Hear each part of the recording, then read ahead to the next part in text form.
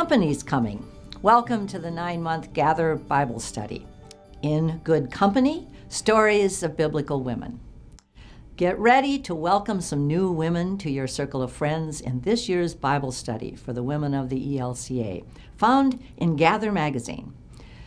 We will meet women from the Old and New Testaments and some women that I know.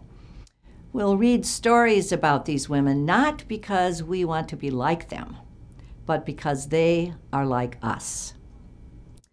Though I've met some of you at Bible study intro events, many of you don't know me. I am a Moravian pastor and a Moravian bishop, and we are kin. Moravians and the ELCA have been in full communion for a number of years. I enjoyed work in the parish and taught at our seminary in Bethlehem, Pennsylvania, where I retired in 2006.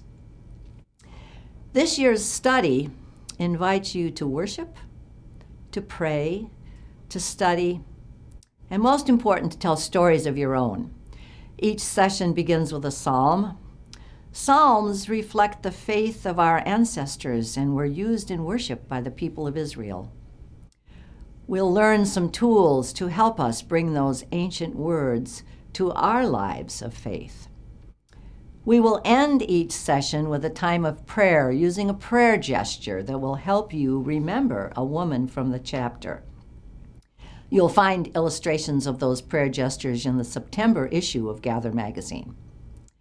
Using the hands in prayer will be one way that we express the theme of hands of women throughout the Bible study.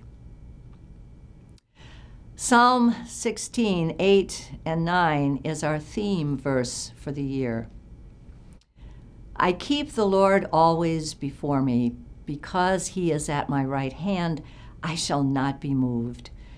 Therefore my heart is glad and my soul rejoices. My body also rests secure. Those verses represent my goals for this study.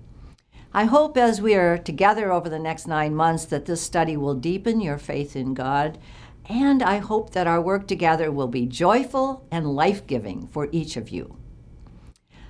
Our Shaker friends have a saying, hands to work and hearts to God.